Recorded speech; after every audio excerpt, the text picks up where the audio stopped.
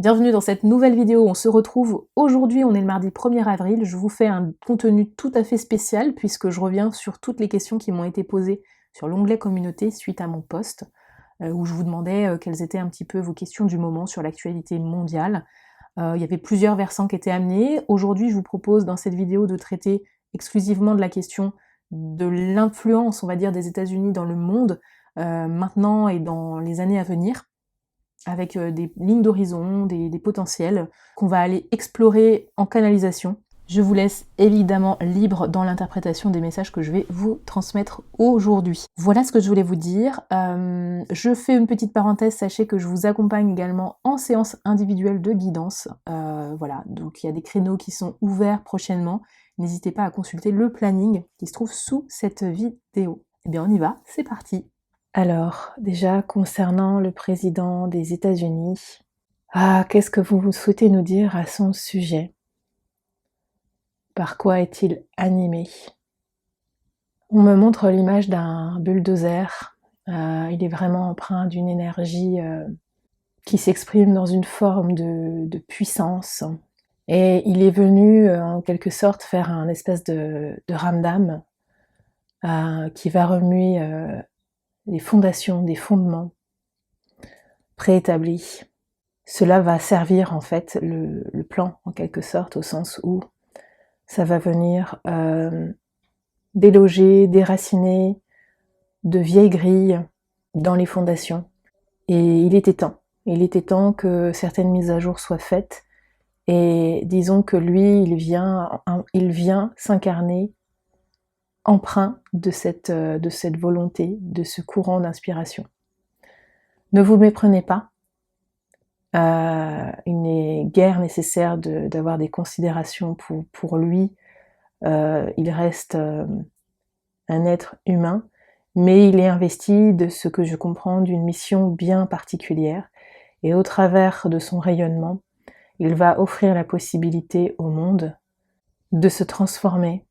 En fait, ça vient vraiment redessiner les frontières, les contours de notre monde qui étaient établis, et il vient tirer sur plusieurs ficelles qui, depuis longtemps, n'avaient pas été touchées. Et les transformations qu'il viendra amener auront une influence et une portée colossale. Pour beaucoup, vos doutes sont forts concernant ce qu'il est.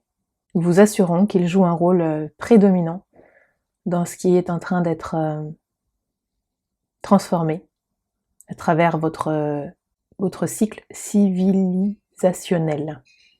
Ne croyez pas en un sauveur. Les volontés de domination sont fortes de part et d'autre.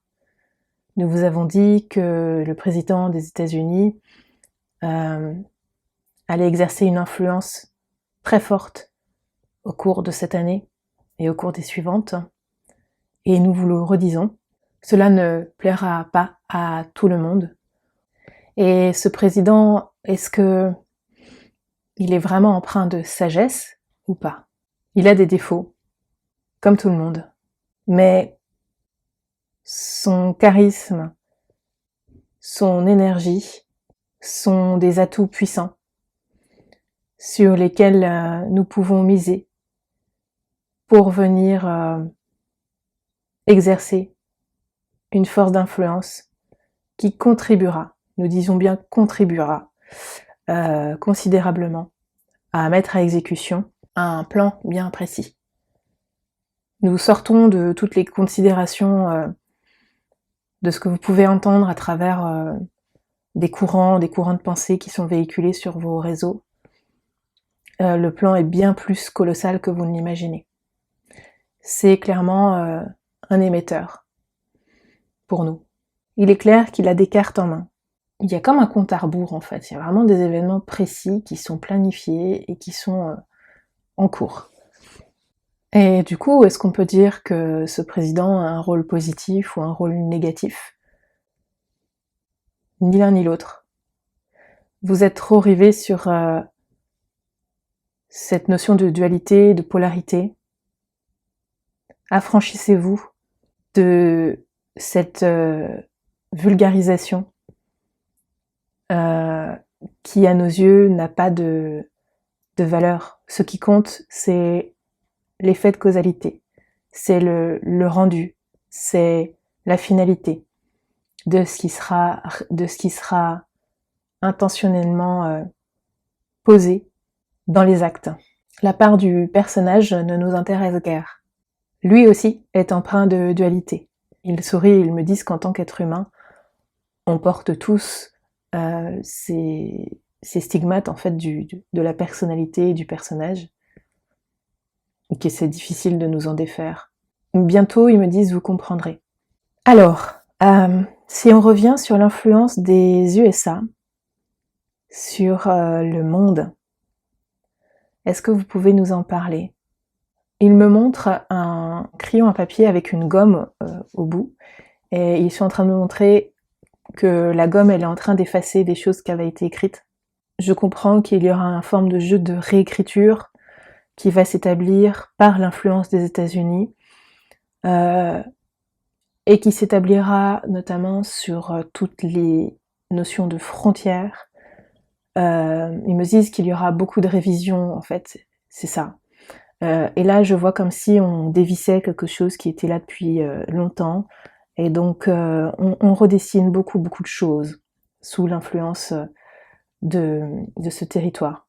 Ça peut nous parler donc de frontières, ça peut nous parler d'économie, ça peut nous parler de politique gouvernementale. Il y a beaucoup de sujets qui vont pouvoir être mis sous l'égide de cette énergie de réécriture. Est-ce qu'il y a des sujets en particulier que vous voulez aborder concernant les réécritures qui vont avoir lieu dans le monde sous l'influence des États-Unis? Alors, il me parle des narcotrafiquants, des réseaux de prostitution, des réseaux de criminalité d'une manière générale, qui est vraiment une pieuvre de grande envergure, qui est vraiment présente à travers toutes les infrastructures.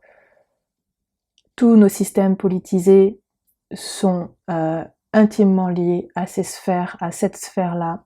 À mon sens, les États-Unis vont poser des actes importants qui vont permettre de contrebalancer ces zones de pouvoir et d'influence qui impactent largement notre monde. On me parle beaucoup du digital, du numérique.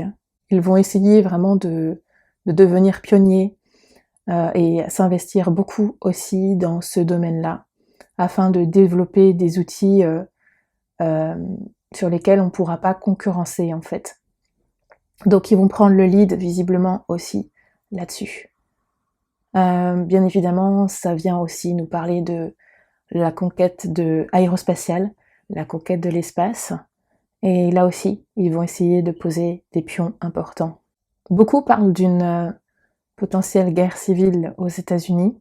Est-ce que c'est réel? Est-ce que ce risque est réel? Est-ce que c'est vraiment une ligne de temps qui pourrait se matérialiser, s'il vous plaît, pour les États-Unis? Oui, effectivement, je sens des mouvements de rébellion. Ne vous méprenez pas, ça ne va pas être si simple, effectivement, pour le peuple américain. Il y aura des déconvenus, il y aura des batailles. Il me montre que ce n'est pas encore le moment, mais qu'il y a vraiment quelque chose en gestation. En fait, on me montre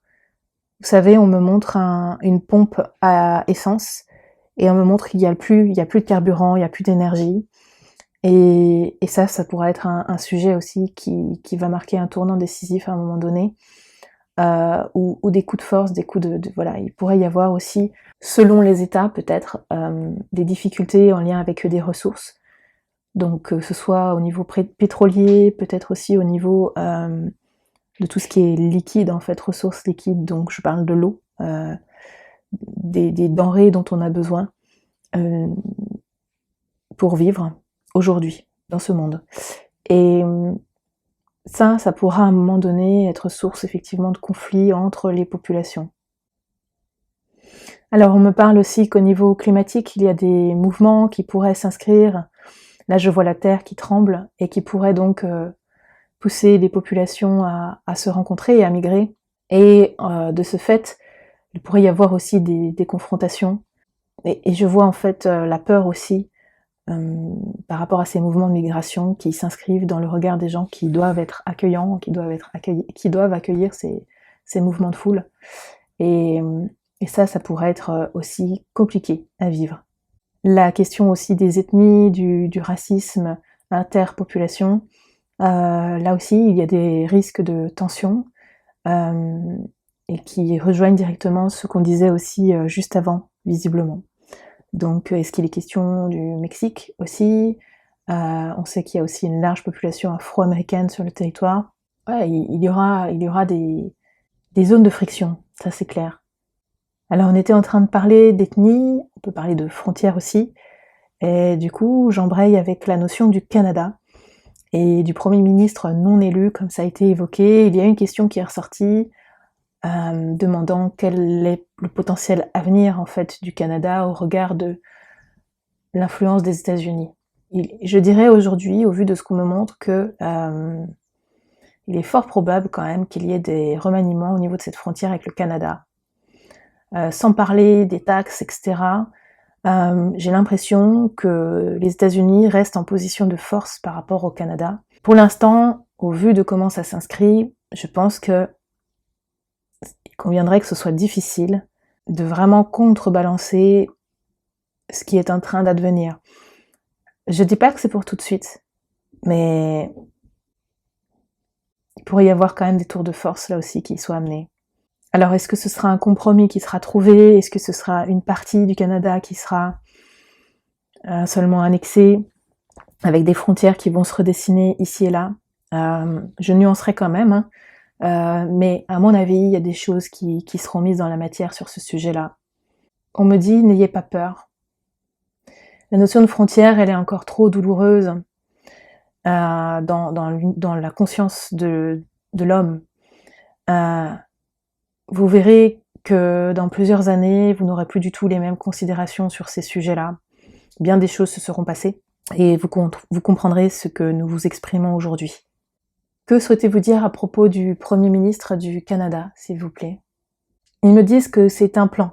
Ils me disent que il y a des choses qui ont été opérées dans une forme de stratégie dont on n'a absolument pas conscience, mais tout est quadrillé. Ils me montrent que tout est quadrillé. Alors, je sais pas en ce sens si c'est positif, si c'est négatif, je ne sais pas qui exerce cette influence-là de quadrillage. Qu'est-ce que vous souhaitez nous dire de plus? Pourquoi un tel stratagème est-il en place? Il me montre que sur notre Terre, il y a encore des jeux de pouvoir et des influences avec des entités, on va les appeler ainsi, qui ne sont pas d'ici, et qui agissent vraiment en sous-main.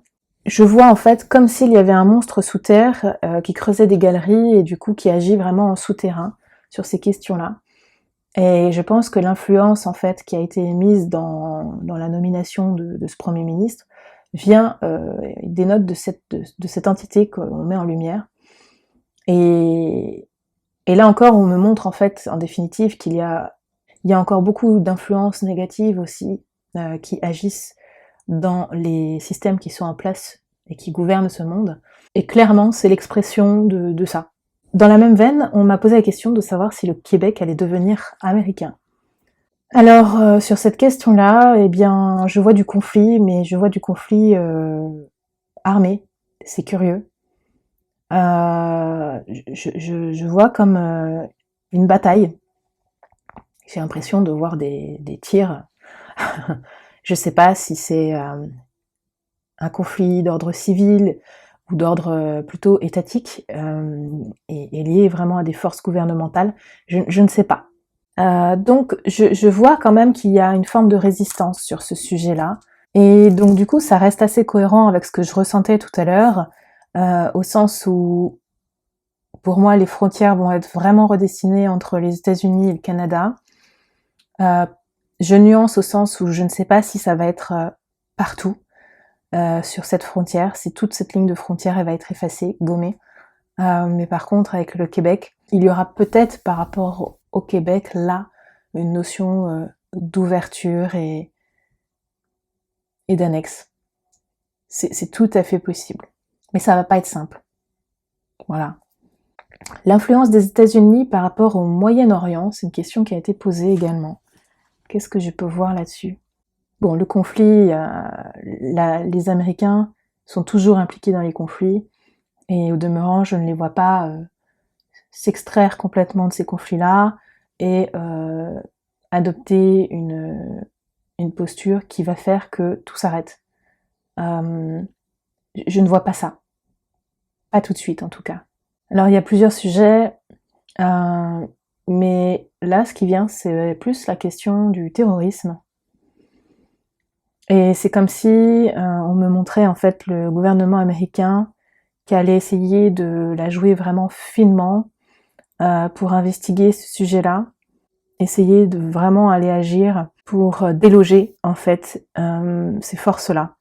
Et donc, je vois que il y a des efforts aussi qui vont être mis en ce sens-là, mis en place en ce sens-là.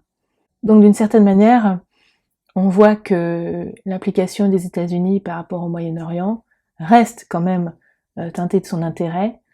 Néanmoins, ça agit pour un intérêt plus global à l'échelle des peuples et de l'humanité. Après, il ne faut pas se leurrer, hein, il y a clairement des intérêts financiers, économiques, en lien avec des richesses et ces peuples-là. Qui restent aussi des intérêts fondamentaux pour les États-Unis. Qu'est-ce qu'on me montre d'autre, s'il vous plaît, sur l'influence des États-Unis dans le monde? Si je prends le sujet de l'Europe, il y a vraiment quelque chose qui est en train d'être concocté. Hein. Vous savez, ce qu'on me montre, c'est comme si j'avais le président des États-Unis qui avait un espèce de pilon là, et en gros, il est en train de pilonner des ingrédients secrets. Et il est en train de faire une espèce de recette. Et comme s'il allait nous faire boire ça à l'Europe. On me dit qu'il va couper les vannes, on me montre qu'il coupe les vannes, ce gouvernement américain, et donc et on me montre la montée des prix. En fait, au niveau économique, il est clair qu'il va y avoir des revirements de situation vis-à-vis de l'Europe et une fragilisation aussi pour l'économie européenne. Hein, les grands budgets alloués à l'Europe dans les accords et les choses qui avaient été mises en place jusque maintenant, il y a un revirement de situation. Et ça va créer en fait des zones de fragilisation, des zones de complication dans le paysage européen. Et je sens un frein, un ralentissement en fait. Ça va vraiment ralentir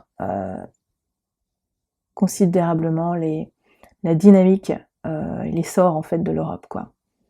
Il y a vraiment des freins qui sont là. Et l'avenir de l'Europe, alors? En fait, ce qu'on me montre, c'est un renouvellement.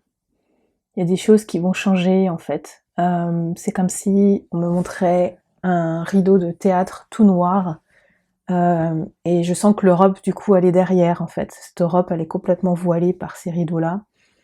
Et on me montre qu'ils vont s'ouvrir, ces rideaux.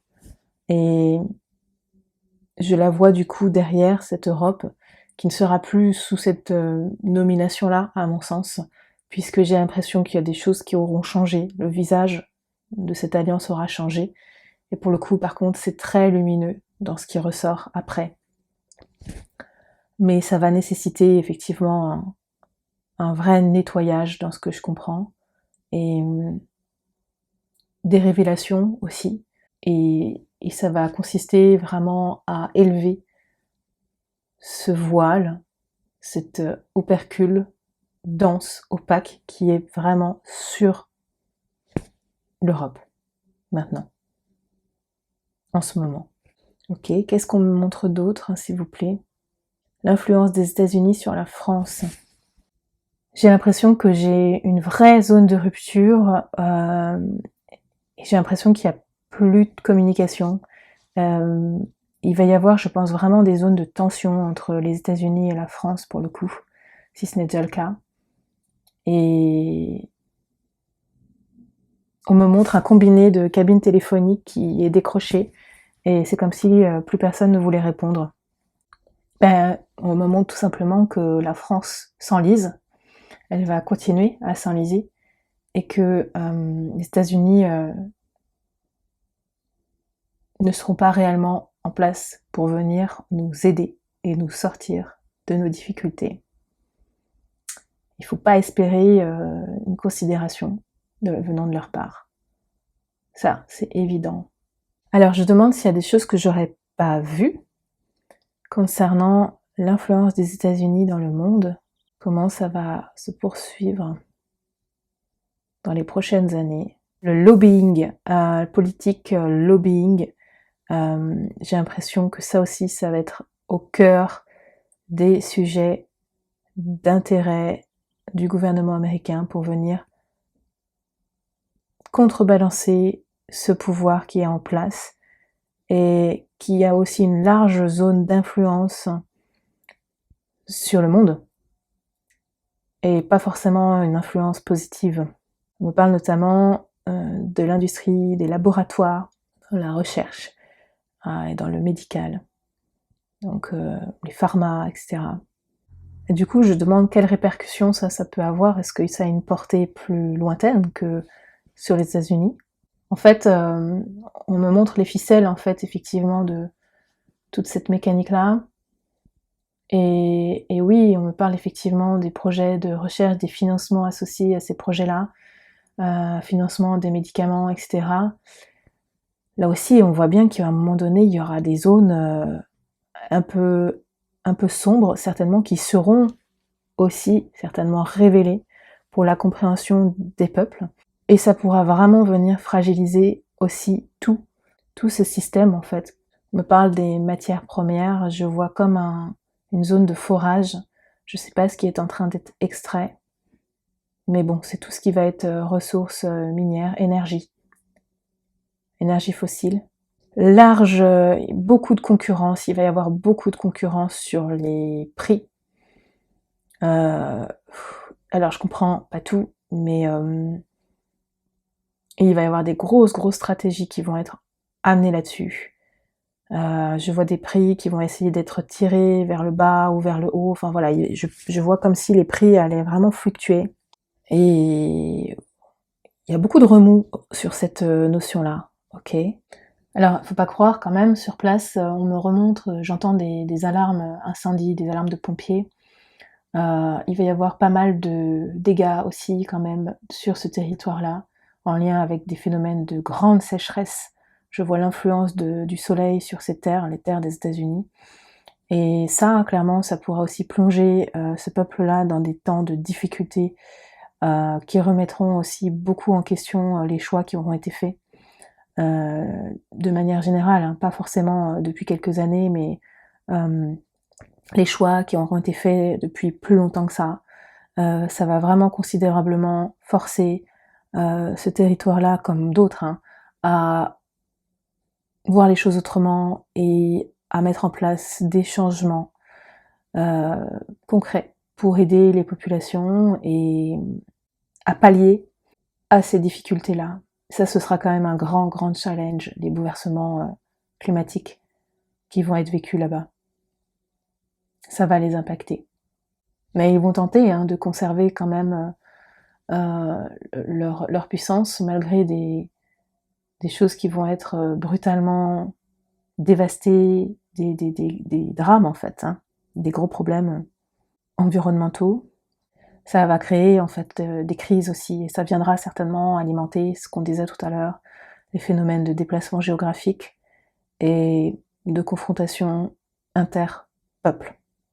Je reviens sur le sujet de la conquête aérospatiale, et j'ai l'impression de voir un gros vaisseau, une espèce de grosse plateforme aérospatiale, je sais pas ce que c'est, je sais pas de quelle origine c'est. Est-ce que ce sont des zones de contact aussi avec la zone extraterrestre, on va dire? Donc il y aura aussi certainement des phénomènes qui seront révélés sur la question des ovnis, des présences non terrestres. Et je pense qu'il y aura aussi des phénomènes en lien avec ça, qui adviendront aux États-Unis, et ça viendra participer aussi à une forme de révélation pour l'humanité. Et on n'a pas parlé du Groenland, mais je pense que là aussi il y aura un gros coup de force quand même. C'est curieux, en fait, j'ai quand même l'impression de voir le président américain qui est sur le Groenland ou l'Alaska, et en gros, il tape avec son sceptre sur l'Arctique, et j'ai la banquise qui se découpe en plusieurs parties. Et donc, à mon sens,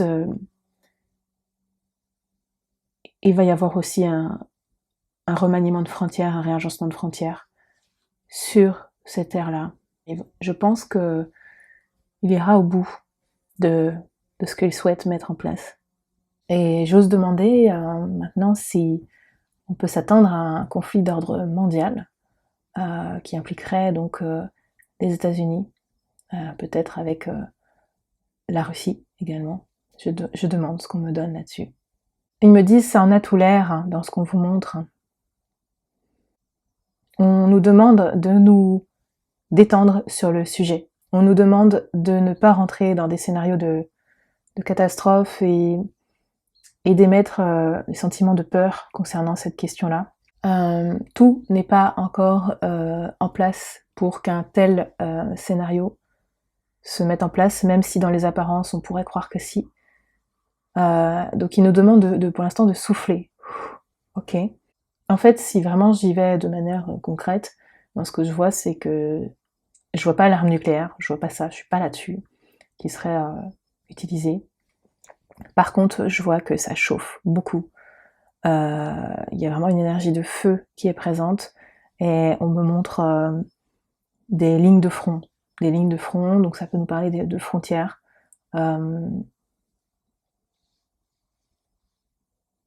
Et ça bouge beaucoup.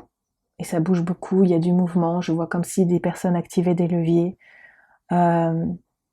C'est pas une guerre comme on l'aurait connue avant, en fait. Ça a l'air complètement différent, c'est d'une autre envergure. On est peut-être plus sur une guerre d'ordre économique, une guerre d'opposition qui va venir faire des points de pression et donc faire couler en fait l'économie de l'adversaire en gros, et donc le soumettre quoi. Moi je vois plus ça de cette manière-là. Et du coup je vois des peuples qui se sentent livrés à eux-mêmes, des personnes qui se sentent perdues et qui doivent se raccrocher en fait finalement à des modes de vie qui vont être beaucoup plus simples. On me dit grégaire, donc l'instinct grégaire c'est aussi cette faculté instinctive de l'homme à se regrouper en petits clans, en petites unités, pour vivre de manière peut-être plus sage, plus proche de la nature. L'homme prend conscience de la place qu'il occupe dans ce monde et il revoit en fait sa manière de subvenir à ses propres besoins, à ceux de sa famille également. Ouais, on me parle d'autogestion, d'autonomie. Alors je suis pas sur une question de survivalisme, tout ça ne se fait pas d'un coup, enfin j'ai pas l'impression, c'est pas ce qui m'est présenté, et pour autant ça veut peut-être pas dire que c'est pas le cas. Voilà, je vois que l'issue elle est là, c'est le retour à une forme de sobriété dans le mode de vie, dans le mode de conscience de ce que l'homme est. Ça va être très très instructif. Et je sens vraiment des bonds en avant sur le plan de la conscience. On va se libérer de beaucoup de chaînes dans cette configuration-là. En ce sens, c'est une bénédiction. On nous demande de ne pas craindre de perdre sur le plan matériel, car beaucoup sont trop centrés sur cela. N'oubliez pas que la nature vous donne et continuera à vous donner tout ce dont vous aurez besoin. Nombre d'entre vous sont conscients de leur part éclairée, de leur part divine, avec lesquelles vous pourrez aussi coœuvrer, vous retrouver, communier, pour avoir des indications, des élans, des ressentis clairs, qui vous donneront des inspirations, qui vous guideront dans des temps qui seront peut-être plus difficiles à vivre, puisque vous avez été habitué à du confort, vous avez appris à être guidé sans cesse depuis votre plus tendre enfance, par des systèmes et des fondements qui appartiennent au passé. L'humain est appelé à passer un nouveau niveau de conscience afin de ne plus agir selon ses croyances, mais selon ses inspirations du cœur, dans une connexion au présent. Cela va impliquer aussi que vous sortiez de cette forme d'indigestion dans laquelle vous êtes, puisque vous baignez dans trop d'informations qui sont extérieures à vous. Donc cette purge, elle est nécessaire. Pour autant, vous irez quand même vers un monde qui ne sera pas dénué de la notion de technologie. Ces technologies n'impliqueront plus le même besoin d'énergie que celui qu'elles utilisent actuellement. Il y aura toute autre façon de vivre et de vivre en conscience avec cette notion d'énergie en fait et de technologie. Et on nous demande d'être confiant sur ce qu'on est en train de nous transmettre. Il y a une dernière question que j'ai pas abordée. Est-ce que le président des États-Unis actuel va permettre d'anticiper le départ du président français? On me dit oui, en quelque sorte. Et j'ai l'impression que c'est pas quelque chose qui va se faire de manière médiatisée sous les projecteurs en fait. Faut pas s'attendre en fait à quelque chose de cet ordre-là où on voit le président français sortir de l'Élysée et démissionner, etc.